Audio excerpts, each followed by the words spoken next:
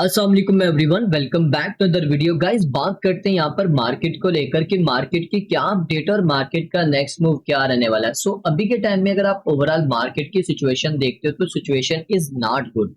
कल आपने देखा कि मार्केट हमें ग्रीन होती हुई नजर आ रही थी, लेकिन आज मार्केट फिर से लालो लाल हो चुकी है। अब इसके पीछे रीजन क्या है? तो सबसे पहले बात करते हैं कि मार्केट कल क्यों ग्रीन हुई। बीटीसी कल आपने देखा 1,08,000 को क्रॉस कर गया। सब लोग यही समझ रहे थे कि लगता है अब बीटीसी यहाँ से अप साइड की तरफ मूव करेगा। तो रीजन इसके पीछे जो थी वो मैं आपके साथ शेयर करना चाहता हूँ। ये वो रीजन थी जिसकी वजह से कल बीटीसी में एकदम से पंप देखने को मिला। कल जेपी मॉर्गन ने भाई जो है अनाउंसमेंट कर दी कि उनका जो एक ट्रेडमार्क था जेपीएमडी के नाम से उन्होंने एक ट्रेडमार्क जो है वो रजिस्टर्ड करवाया। अब इसका यही मतलब था कि वो अपने क्रिप्टो करेंसी का ना कुछ नया प्रोजेक्ट हो सकता है वो लेकर आए। और इससे होगा क्या, मतलब ट्रेडिंग और पेमेंट की ओवरऑल सर्विसेज ये देंगे। अब ये जो जेपी मॉर्गन है ये दुनिया का सबसे बड़ा बैंक माना जाता है। तो जब ऐसा होगा वो क्रिप्टो की सर्विसेज लॉन्च करेगा तो जारी बात है ओवरऑल मार्केट में अच्छा खासा इम्पैक्ट पड़ेगा। और बैंक भी इसमें इन्वॉल्व होते हुए नजर आएंगे। तो ऑलरेडी वैसे कई बैंक इन्वॉल्व हो चुके हैं। अब जेपी मॉर्गन जैसे इन्वॉल्व हो गया तो जारी बात है बड़े बड़े बैंक भी इन्वॉल्व होंगे। इस वजह से कल हमें एकदम से बीटीसी में और आर्ट्स कन में पंप देखने को मिला था।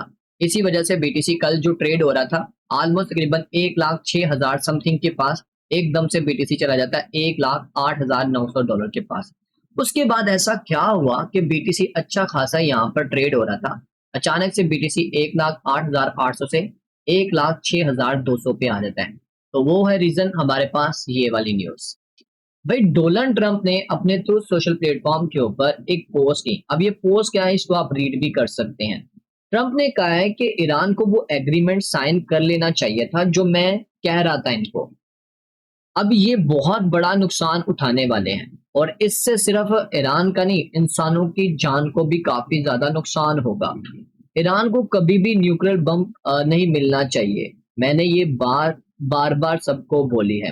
सब लोग जो है वो तेहरान से, जो तेहरान इनकी एक सिटी है, वहां से निकल जाएं क्योंकि कोई बड़ा अटैक हो सकता है। मतलब ट्रम्प फुल गुस्से में ये बात कर रहा था और ईरान को सीधी सीधी एक धमकी दे रहा था कि उसको ये मिसाइल अटैक जो है नहीं करने चाहिए थे।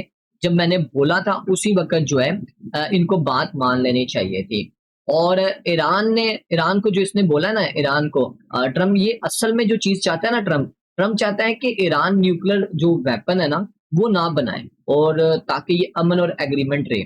लेकिन ईरान ने मना कर दिया है। इस वजह से अब अमेरिका और ईरान के दरमियान में ना एक टेंशन बन गई है। और ट्रम्प का बीच में आना और ट्रम्प की इस तरह की बातें करने की वजह से एकदम से मार्केट के ऊपर हमें अच्छा खासा प्रेशर देखने को मिला है। और दुनिया स्पेशली जो अमेरिका और इसराइल ये चाहती है कि ईरान कभी भी ऐसा पावरफुल बम ना बनाए जो पूरी दुनिया के लिए खतरा हो सके। और ये एक सिक्योरिटी कंसर्न है। इसलिए कल मैं आपको बोल रहा था ना कि एक अदारा है जो यहाँ पर कह रहा है कि इसने अब हमारे साथ जो है वो जो है लेन देन यानी कि ऑफिशियली जो कांटेक्ट था वो खत्म कर दिया है। तो अंदर खाते में ये कुछ करने चाह रहा है तो इसके ऊपर लाजमी नजर रखो। इस वजह से मार्केट हमें एकदम से डंप करती हुई नजर आई। और दूसरी तरफ यहाँ पर नितन याहू क्या कह रहा है? नितन याहू भी बहुत अजीब सी यहाँ पर स्टेटमेंट दे रहा है। नितन याहू कह रहा है कि ये जो सब कुछ हो रहा है ना ये ट्रम्प को धोखा दिया जा रहा है। वो कह रहा है कि ना तो मैं यहाँ पर, पहले तो उसने बोला कि मैं यहाँ पर कोई फीस स्टार्ट नहीं करना चाहता, बल्कि मैं ईरान की जो हुकूमत है ना उसको बदलना चाहता हूँ। क्योंकि चाइना, यहाँ पर देखो सीधा सीधा उसने बोला है, चाइना भी जो है इस टाइम ईरान की फुली सपोर्ट कर रहा है, ओपनली सपोर्ट कर रहा है, ओपनली साथ दे रहा है। और दूसरी तरफ पाकिस्तान का भी नाम लिया उसने उसने बोला न्यूक्लियर पावर पाकिस्तान भी ईरान का साथ दे रहा है। तो नेतन्याहू जबरदस्ती मतलब एक स्टेटमेंट दे रहा है कि आज इनकी जो सिटी है तेल अवीव, ये आज खतरे में है तो कल को न्यूयॉर्क भी खतरे में आ सकता है। यहाँ पर ये क्लियर कट बोल रहा है कि कल को वो न्यूयॉर्क भी आ सकता है। तो अमेरिका को ये बात समझनी चाहिए, ये जंग सिर्फ इसराइल की नहीं है, ये आपकी भी है। अमेरिका को चाहिए वो भी इसका साथ दे। और जैसे चाइना और पाकिस्तान ईरान के साथ खुला सपोर्ट कर रहा है तो वो चाहता है कि अमेरिका भी इसका जो है वो सपोर्ट करे।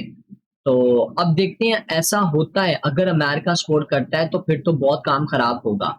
अमेरिका वैसे सीधे अल्फाज में यही बोल रहा है कि क्योंकि अभी तक इन्होंने हमारे ऊपर हमला नहीं किया, हमारे अड्डों के ऊपर हमला नहीं किया, तो मैं इस वजह से इन्वॉल्व नहीं होना चाहता।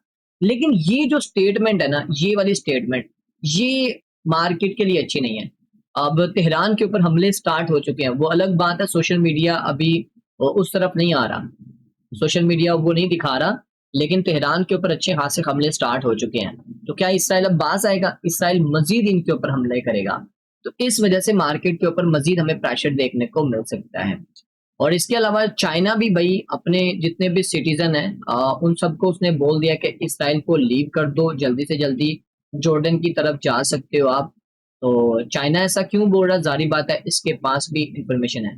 तो भाई ये जो ओवरऑल वार की एक टेंशन बनी हुई है, जिसकी वजह से मार्केट के ऊपर प्रेशर है। हालांकि मैंने आपको 4 दिन पहले बोला था कि वार को मार्केट ऑब्जर्व कर जाएगी। अब ऑब्जर्व तो उसने कर लिया था, लेकिन मैंने आपको साथ में ये बोला था कि अगर इसमें न्यूक्लियर वाली बात आ गई, बात न्यूक्लियर तक चली जाती है, तो फिर मार्केट के ऊपर प्रेशर आ सकता है। तो वही बात हुई ना, अब अंदर खाते में वो न्यूक्लियर बम बना रहा है या मिसाइल बना रहा है, क्या बना रहा है, तो कभी भी इसराइल और अमेरिका नहीं चाहेगा कि ईरान जो है न्यूक्लियर की तरफ जाए। अगर वो न्यूक्लियर की तरफ जाता है तो उसने 100% हमला करना है। अगर हमला करेगा तो मिडल ईस्ट में और बाकी कंट्रीज के ऊपर भी अच्छा खासा इम्पैक्ट पड़ने वाला है। तो देखते हैं क्या होता है। बाकी दुआ ही है कि अमन ईमान के साथ सारे मामला हो जाएं, लेकिन इसराइल आपको पता है किस तरह का कंट्री है। अच्छा, अब बात करते हैं, कल हमारे पास एक इम्पोर्टेंट जो न्यूज आ रही है, 18 जून है, डेली बेसिस के ऊपर मैं आपको बताता हूँ, इसके ऊपर लाजमी नजर रखनी है। फेडरल फंड देखने को मिलेगा और उसके साथ साथ एफएमसी की मीटिंग है, ये बहुत इंपॉर्टेंट डे रहने हमारे लिए। और इसके ऊपर इसकी वजह से मार्केट के ऊपर क्या इम्पैक्ट पड़ेगा वो हमारे लिए जरूरी है। अब बात करते हैं मार्केट टेक्निकली तौर के ऊपर किस सब मूव करती हुई नजर आ रही है। बीटीसी की बात करें तो बीटीसी इस टाइम ट्रेड हो रहा है 1,06,700 डॉलर के ऊपर। और कल रात के लाइव सेशन में मैंने आपको कुछ सेटअप भी दिए थे। कल मैंने आपको बोला भी था कि मैं एक्सपेक्ट कर रहा हूँ बीटीसी इस जोन से ऊपर से लिक्विडिटी लेने के बाद नीचे की तरफ आ सकता है। ये कल रात के लाइव सेशन में मैंने जो रात को लाइव सेशन किया था ना, ये वाला, अगर आप लाइव सेशन को अटेंड नहीं करते तो बहुत बड़ी गलती करते हैं, क्योंकि उसमें आपको एक तो लर्निंग करने का मौका मिलता है और साथ में आपको सिग्नल्स भी मिल रहे होते हैं। कल इस सेशन में मैंने आपको काफी सेटअप्स दिए थे।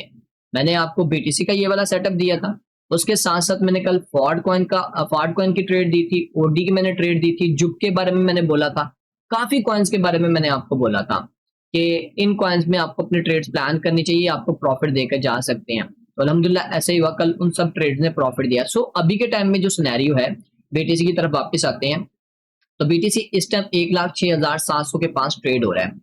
तो मैंने आपको बोला हुआ है कि जब तक बीटीसी इस ब्लैक लाइन से ऊपर है तब तक सेफ है, और अगर इसको एक न्यू आर्टिंग हाई बनाना है तो इसको इस लेवल के ऊपर क्लोजिंग देनी होगी मोमेंटम कैंडल के साथ। मोमेंटम कैंडल जैसे कि ये वाली मोमेंटम कैंडल बनी हुई है ना, ये वाली, इस तरह की क्लोजिंग देनी होगी, चाहे वो 1,11,000, 12,000, 13,000 पे दे दे तो चलेगा इस वीक की। तो फिर उसके बाद आपको एक न्यू ऑल टाइम हाई देखने को मिल सकता है। तो देखते हैं बीटीसी क्या करता है, और अगर बात न्यूक्लियर तक चली जाती है तो बीटीसी डंप कर सकता है। और फिर डंप के बाद जो आपको अपॉर्चुनिटीज मिलनी है आर्ट्स कॉइन में, उस अपॉर्चुनिटीज को आपने मिस नहीं करना, आपके पास अच्छा चांस होगा। और रही बात यहाँ पर लिक्विडिटी को लेकर, तो देखो बीटीसी की लिक्विडिटी की बात करते तो हमें नीचे की तरफ भी काफी लिक्विडिटी देखने को मिल रही है और अप साइड की तरफ भी लिक्विडिटी देखने को मिल रही है। तो बीटीसी नीचे की लिक्विडिटी तभी लेने आएगा जब ये 1,06,400 के लेवल को ब्रेक कर देगा, यानी कि ब्रेक डाउन कर देगा, फिर चांसेस है कि ये 1,05,700 की लिक्विडिटी ले सकता है। और अगर इसको ऊपर वाली लिक्विडिटी लेनी है 1,07,800 से लेके ये ऑलमोस्ट तकरीबन 1,09,700 के पास जो लिक्विडिटी पड़ी हुई है, तो इसको बीटीसी को चाहिए कि ये 1,07,700 का लेवल ब्रेक करना होगा अगर उसको ऊपर वाली सारी लिक्विडिटी चाहिए। तो देखते हैं बीटीसी किस तरफ जाता है। तो बाकी शॉर्ट टाइम के लिए अगर आप ट्रेड्स प्लान करना चाह रहे हैं तो वो मैं आपके साथ चार्ट के ऊपर शेयर कर देता हूँ। तो जैसा कि कल भी मैंने आपको बता दिया था कि मैं यहाँ से एक्सपेक्ट करता हूँ कि बीटीसी इस जोन से शॉर्ट हो सकता है। ये कल की वीडियो में मैंने आपको बताया था, जाके वीडियो देख लो, उस वक्त बीटीसी 1,07,000 समथिंग के पास था। तो मुझे कंफर्म था कि यहाँ पर आएगा क्योंकि ऊपर लिक्विडिटी काफी ज्यादा पड़ी थी। देखो अगर बीटीसी, ये शॉर्ट टर्म के लिए ट्रेड है, अगर बीटीसी इस जोन को ब्रेक करने में कामयाब होता है तो फिर बीटीसी आप लेके चल सकते हो, इस जोन में आ सकता है क्योंकि यहाँ पर लिक्विडिटी पड़ी हुई है। ठीक है, अगर ये लेवल ब्रेक करता है तो बीटीसी यहाँ से डाउन साइड की तरफ आ सकता है। तो इसके ऊपर आपने लाजमी नजर रखनी है, ब्रेकडाउन दे टेस्ट करे, देन फिर आपने यहाँ पर शॉर्ट करनी है। और रही बात यहाँ पर लॉन्ग ट्रेड को लेकर, तो लॉन्ग ट्रेड अभी आपको नहीं करनी चाहिए क्योंकि सिचुएशन कुछ ऐसी है। इथेरियम की बात कर लेते हैं, तो इथेरियम भी कल हमें पंप करता हुआ नजर आया, लेकिन उस लेवल का पंप नहीं देखने को मिला जो हम यहाँ पर एक्सपेक्ट कर रहे हैं। लेकिन अभी भी इथेरियम एक सेफ जोन में बैठा हुआ है, क्योंकि अगर आप यहाँ पर 1 डे टाइम फ्रेम पे देखो तो अभी भी एक सेफ जोन में ही है। जब तक इस कंसोलिडेशन के अंदर है, रेक्टेंगल के अंदर है, तब तक तो इथेरियम सेफ है। अगर इसको ब्रेक डाउन करता तो फिर नीचे गिरेगा, और इसको अगर ब्रेकआउट करता तो ऊपर की तरफ जाएगा। तो देखते हैं क्या करता है। बीटीसी की डोमिनेंस कल अच्छी खासी डंप करती हुई नजर आ रही थी, लेकिन अचानक से फिर से दोबारा से अप साइड की तरफ मूव हुई। और उसके पीछे रीजन मैंने आपको बता दी थी, क्या रीजन थी। वो जो स्टेटमेंट थी डोनाल्ड ट्रम्प की, वो स्टेटमेंट ना आती तो मार्केट अच्छी खासी परफॉर्म कर सकती थी। बीटीसी दोबारा से 1,10,000 को टेस्ट कर सकता था, आर्ट्स भी 5 से 10% मजीद पंप कर सकते थे, लेकिन ऐसा नहीं हुआ। तो अभी फिर से बीटीसी की डोमिनेंस नीचे आ रही है, तो देखते हैं बीटीसी की डोमिनेंस क्या करती है। वैसे तो 4 घंटे के टाइम फ्रेम के मुताबिक देखें तो ये फिर से उसी जोन से रिजेक्शन ले रही है। ये भी उसी जोन का एक लेवल है, उसी लेवल से। हालांकि अगर देखा जाए तो इसको इस लेवल से यहां तक आना चाहिए था, बट ऐसा नहीं हुआ। बीटीसी की डोमिनेंस यहां से दोबारा अप साइड पे जा रही है, और अगर दोबारा से अब इस रेड लाइन को नहीं, ये वाले जोन को ब्रेक करेगी, याद रखना, इस लेवल को ब्रेक करेगी बीटीसी की डोमिनेंस, तभी फिर आप एक्सपेक्ट कर सकते हैं आर्ट्स को अच्छे परफॉर्म कर सकते हैं। ठीक है, तो फिल वक्त के लिए यही अपडेट है, क्योंकि जब तक वार का प्रेशर है मार्केट के ऊपर, मार्केट इसी तरह कभी आपको पंप कभी डंप करते हुए नजर आएगी। और बाकी इंशाल्लाह मैं कोशिश करूंगा आज के रात के लाइव सेशन में भी आपके साथ कुछ ट्रेड्स वगैरह शेयर करूं, और कुछ ही टाइम के बाद मैं फिर से आपके साथ एक और स्ट्रेटजी शेयर करूंगा। जैसे कल मैंने अपनी एक पर्सनल स्कैल्प ट्रेडिंग स्ट्रेटजी आपके साथ शेयर की थी, तो कुछ ही टाइम के बाद आपको एक और स्कैल्प ट्रेडिंग स्ट्रेटजी आपके साथ शेयर करूंगा, जिससे आपको काफी फायदा होगा। और हाँ, अगर आप फ्यूचर के फ्री सिग्नल्स चाहते हैं तो फिर आप हमारे साथ बिंकेक्स एक्सचेंज के ऊपर अपना अकाउंट बनाएं। लिंक जो है आपको व्हाट्सएप चैनल के ऊपर मिलेगा। व्हाट्सएप चैनल को अभी तक आपने फॉलो नहीं किया तो जल्दी से जाके फॉलो कर लो। यहाँ पर आपको लिंक मिलेगा, जब आप डिस्क्रिप्शन में क्लिक करोगे तो यहाँ पर आपको लिंक मिल जाएगा। ठीक है, तो आपने क्या करना है, उस लिंक के यहाँ पर ना मिला तो फिर आपने थोड़ा सा अपसाइड की तरफ चले जाना, यहाँ पर बिंकेक्स सर्च करिएगा, आपको लिंक मिलेगा, उस लिंक से अपना अकाउंट बनाएं, और फिर हम आपको यहाँ पर अपने चैनल में ऐड करेंगे, जहां पर आपको फ्री में सिग्नल्स मिलते रहेंगे लाइफ टाइम के लिए। तो गाइस अब मिलते हैं नेक्स्ट वीडियो में, अपना ख्याल रखें, दुआ में याद रखें, टेक केयर, अल्लाह हाफिज।